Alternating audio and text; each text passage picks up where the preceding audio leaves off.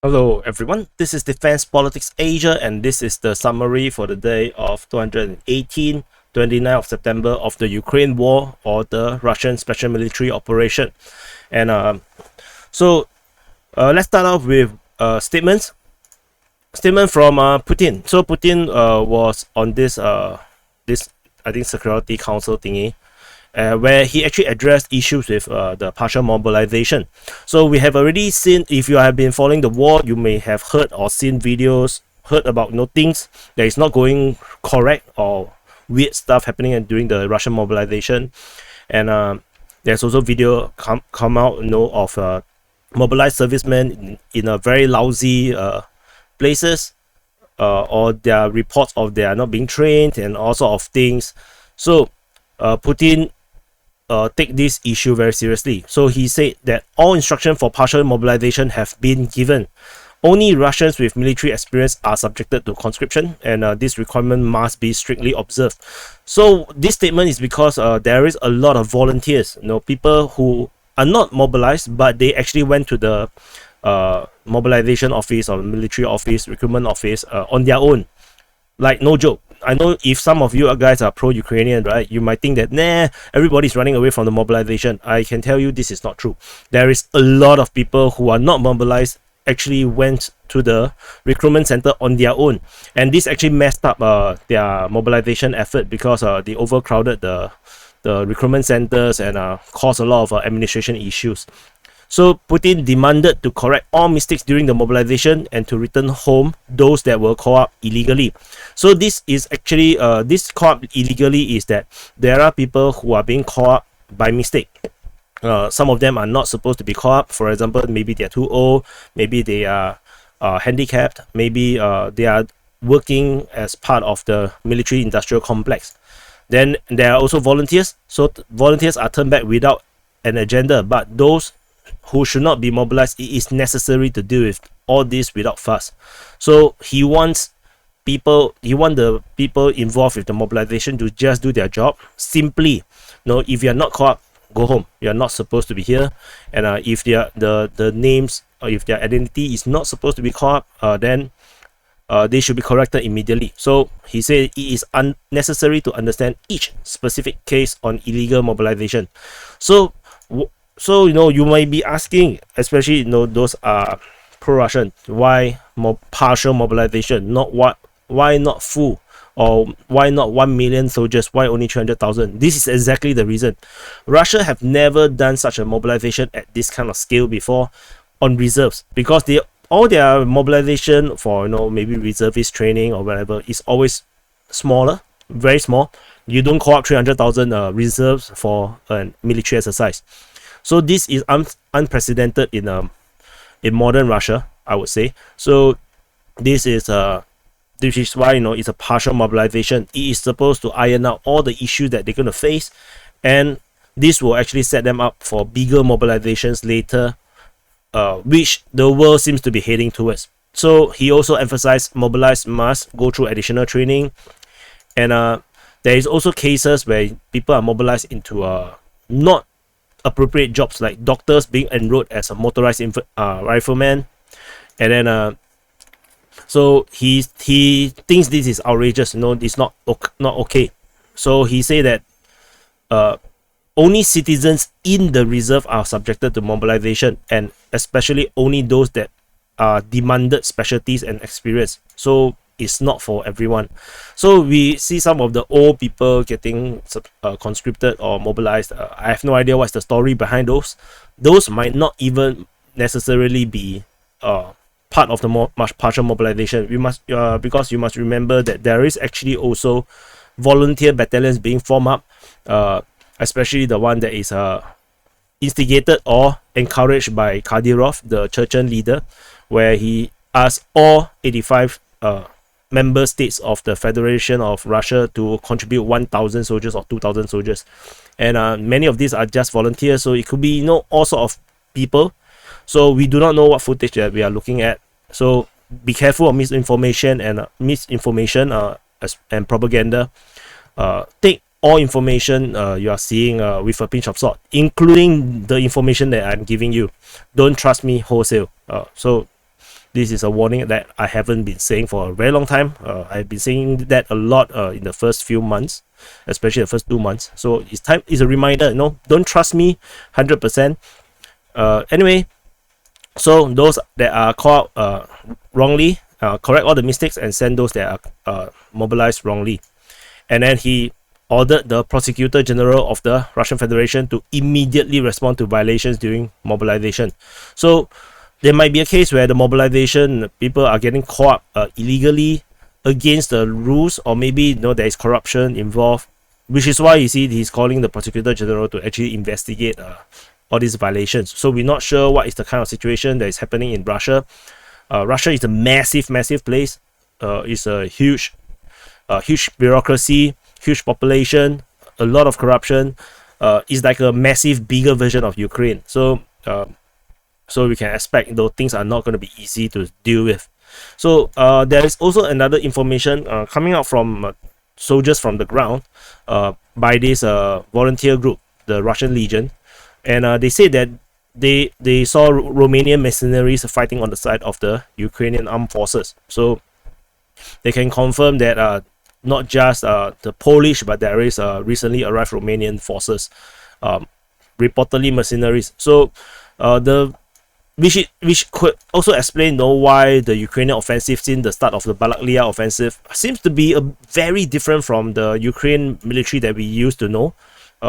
It seems to be much fiercer, much more intense the way they fight, and it could be a result of a massive number of foreign mercenaries that got involved into the Ukrainian military as reinforcements, which is why we are seeing the advance to be such intense. The fighting is much more fiercer.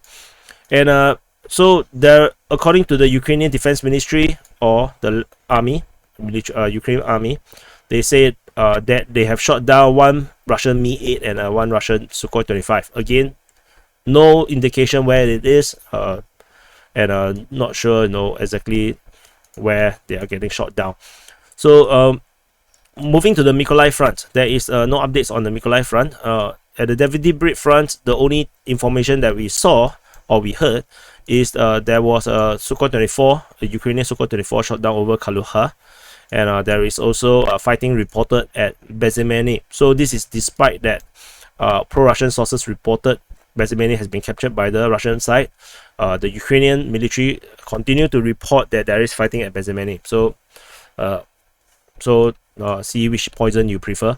There is nothing on Kryvyi Rih. So the attention seems to be all over on the eastern and northeastern front. The Zaporizhzhia Line, also there is no updates, no information coming out from Zaporizhzhia. The tension continues to build in this region as Ukrainians have a lot of reinforcement in this area. So is the Russians, where the Chechen forces has been sent to this area in anticipation of an invasion or a massive offensive by the Ukrainians. But it seems like all this reinforcement is just to tie down Russian forces in this area so that they cannot be used to reinforce the Lyman Front or the Oskil Front. Over at the Donetsk Front, fighting continued to be reported at the Pavlivka, and I also cleaned up the front line because all these previous frontiers is no longer. I think they are unlikely to be under Ukrainian control because those are reported mainly due to Ukrainian Ministry of Defense reports of shelling, and given the development that the fighting is at Pavlivka, at Preshivka, and I do not think it's likely that the Ukrainian side have such a big control anymore. Perhaps it was a DRG, perhaps it was a previous captures, but ultimately it doesn't seem like they are holding all these positions. So we clean up a bit on this area, and there is no report of fighting of Novo-Mikhailivka, surprisingly, from the Ukrainian Defense Ministry, and there is no more fighting reported at Bojeda and Marinka for the past 24 hours. However, the Povomansky situation continues as the Russians continue to push in this area. Not much news coming from this area. It's all from the Ukrainian Defense Ministry. Over at the New York City area, interesting thing is that there is report of fighting at New York.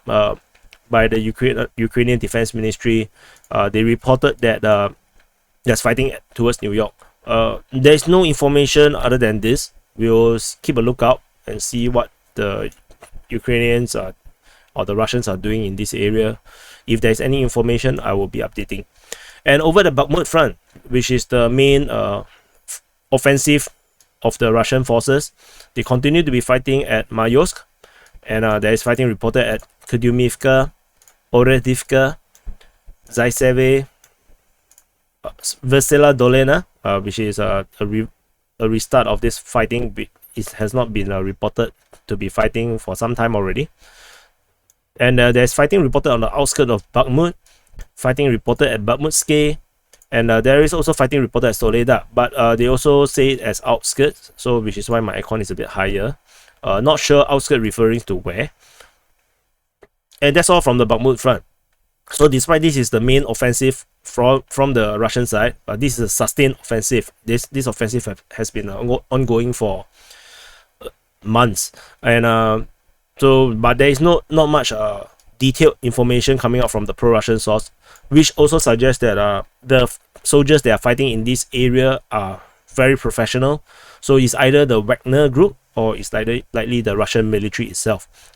Because if it's the militia, we tend to have a lot of information coming out from the pro-Russian sources because they have a lot of contact in the Donbass region. A lot of the militias actually are in contact with all these pro-Russian sources, but the fact that we don't have information suggests that all these people are not people from the Donbass.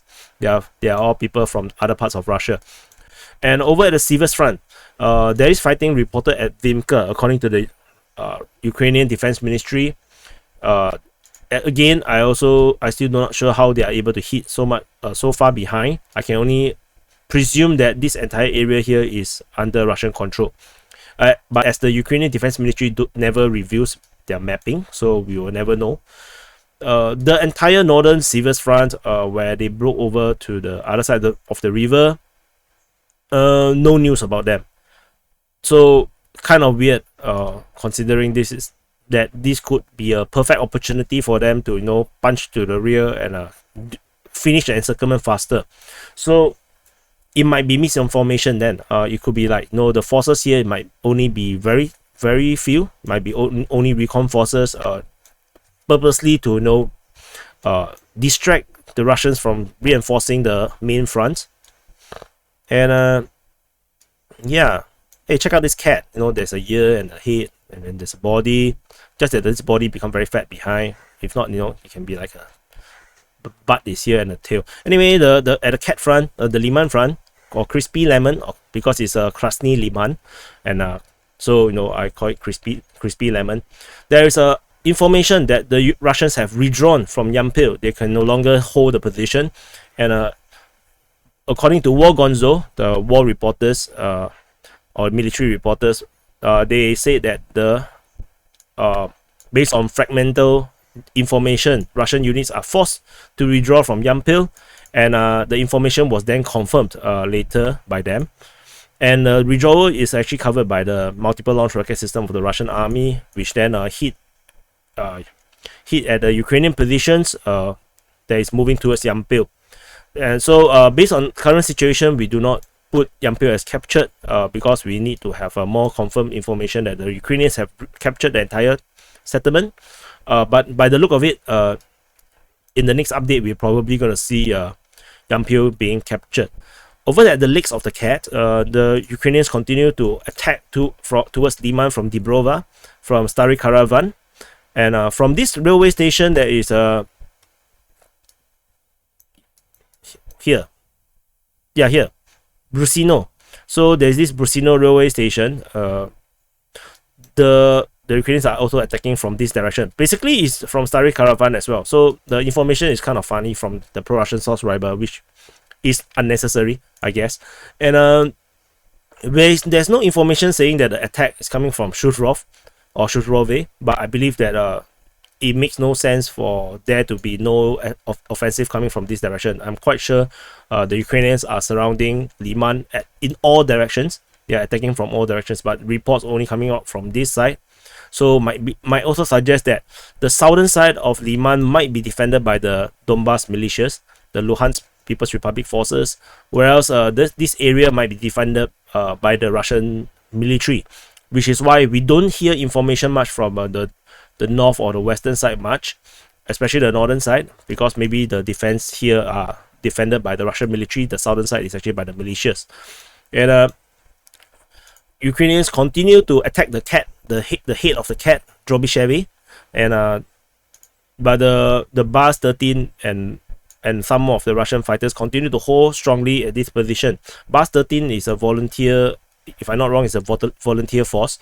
So they continue to stand up to the pressure. According to information from the ground, was that every attack from the Ukrainians, there is actually more men and more equipment because they are ramping up the attack, because the Ukrainians are unable to take this position. So the Ukrainians keep trying, and every try they try to bring in more men, and so that was the report from the ground.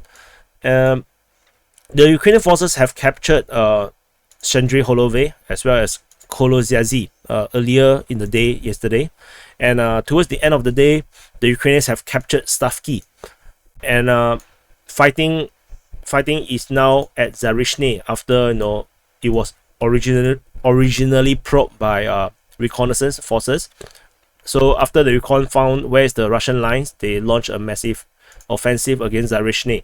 So Zarichne is this important city here or town here that actually controls this this junction where reinforcement come from the north or come from the east. But the eastern side is under fire control of the Ukrainian forces, so it may not be so easy.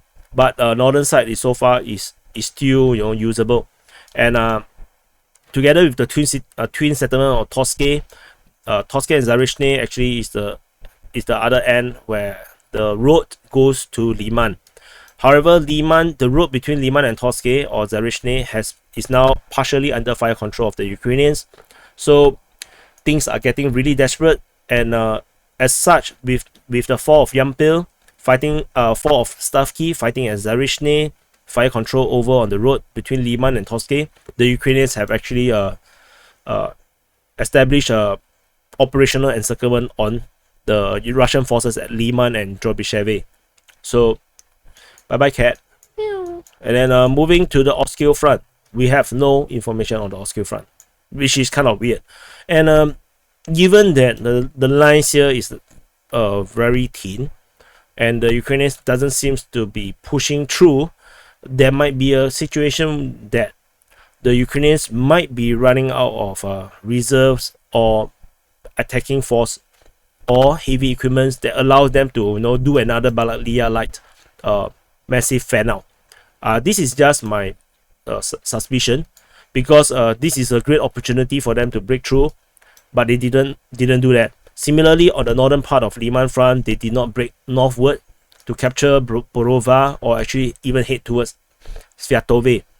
The fact that they didn't do that might suggest that the Ukrainians are pretty much at their limits, and they are putting all their attention and forces concentrated to capture Lyman.